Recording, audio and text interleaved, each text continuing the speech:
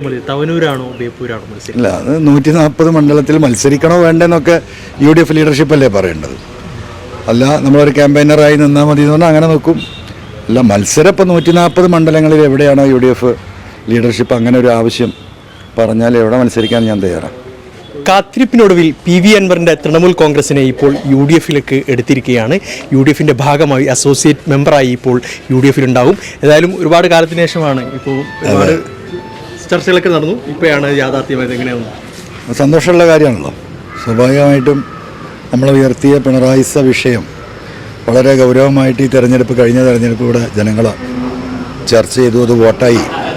വരാനിരിക്കുന്ന തെരഞ്ഞെടുപ്പിൽ ഒന്നുകൂടെ ശക്തമായിട്ട് പിണറായിസത്തിനെതിരെയുള്ള പോരാട്ടത്തിന് UDFനോടൊപ്പം നിന്നുകൊണ്ട് അവരെ സഹായിക്കുക എന്ന രാഷ്ട്രീയ നിലപാടായിരിക്കും ഉണ്ടാവുക. പ്രധാനമായി UDF ഭാഗമാകാൻ ആരൊക്കെ ഏതൊക്കെ പ്രത്യേകിച്ച് എല്ലാവരും UDFലെ എല്ലാ ഘടകകക്ഷികളും ലീഡേഴ്സും ഒക്കെ യുനാനിമസ് ആയിട്ട് എടുത്തൊരു തീരുമാനമല്ലേ. എല്ലാവരോടും നമുക്കതിൽ നന്ദിയും കടപ്പാടുണ്ട്. മറ്റൊരു പ്രധാനപ്പെട്ട മലപ്പുറം ജില്ലയിലെ ഏറ്റവും പ്രധാനപ്പെട്ട TMCയുടെ ഏറ്റവും പ്രധാനപ്പെട്ട ലീഗുമായാണ് ഏറ്റവും കൂടുതൽ അവിടെ സഹകരിക്കേണ്ടത്. അതെങ്ങനെയാണ് കാണുന്നത്? അല്ല, ലീഗുമായും UDFൻ്റെ പാർട്ടി എന്ന നിലക്ക് ഈ മുസ്ലിം ലീഗ് ലീഡർഷിപ്പ് നമ്മൾ വരണം എന്ന രീതിയിലുള്ള നിലപാട് തുടക്കം മുതലേ ഉണ്ട്.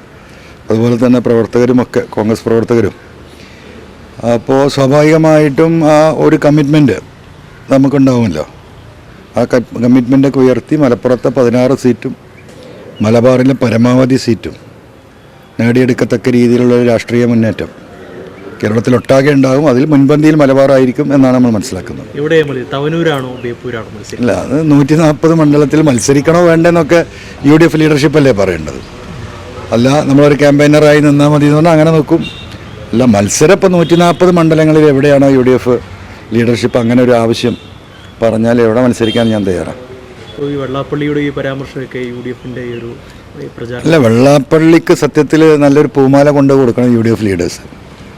ഈ തെരഞ്ഞെടുപ്പിനെ ഈ അവസ്ഥയിലേക്ക് എത്തിച്ചതിൻ്റെ ആ സൗകര്യം കേരളത്തിലെ പൊതുസമൂഹത്തിന് ഉണ്ടാക്കി കൊടുത്തതിൻ്റെ പ്രധാന കാരണം അദ്ദേഹം തന്നെയാണ്. പിണറായിക്ക് നേർക്ക് നേരെ പറയാൻ കേരളത്തിലെ ജനങ്ങളോട് കഴിയാത്ത പച്ചവർഗീയത പിണറായിയെ അദ്ദേഹത്തിൻ്റെ താല്പര്യപ്രകാരം ഈ പറയുന്ന SNDP യോഗം ചെയർമാൻ എന്ന് പറയുന്ന വെള്ളാപ്പള്ളിയെ കൊണ്ട് പറയിച്ചതാണ്. അതൊരിക്കലും ഒരാളും അതൊരു വെള്ളാപ്പള്ളിയുടെ നാവായിട്ടോ വാക്കായിട്ടോ അത് കേരളത്തിലെ പൊതുസമൂഹം കാണുന്നില്ല. അത് പിണറായിയുടെ വാക്കായിട്ടാണ് കണ്ടത്.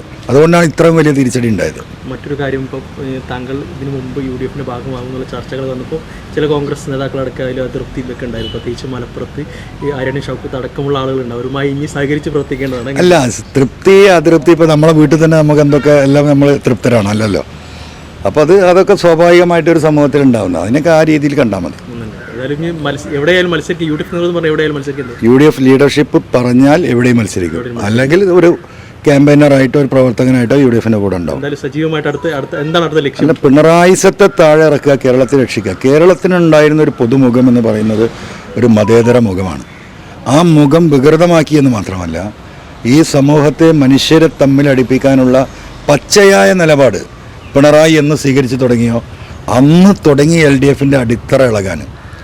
അത് UDFുകാർ മാത്രമല്ല അതിന് പ്രതികരിക്കാം. CPM സഖാക്കൾ, പച്ച സഖാക്കൾ, പാവപ്പെട്ട തൊഴിലാളികൾ, അവരൊക്കെ ഇത് കണ്ടുകൊണ്ടിരിക്കുകയാണ്.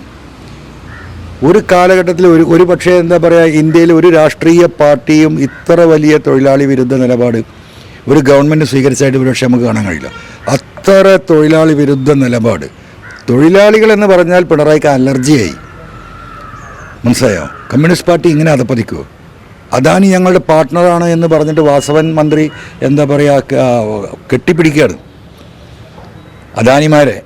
അദാനിമാരെ കെട്ടിപ്പിടിക്കുന്ന ഒരവസ്ഥയിലേക്ക് കമ്മ്യൂണിസ്റ്റ് പാർട്ടി പോവുകയും തൊഴിലാളികളുടെ വിയർപ്പിൻ്റെ ഗന്ധം ദുർഗന്ധമാണ് എന്ന് തോന്നുകയും ചെയ്തൊരു കാലഘട്ടമാണ് കേരളം കടന്നു വന്നത്.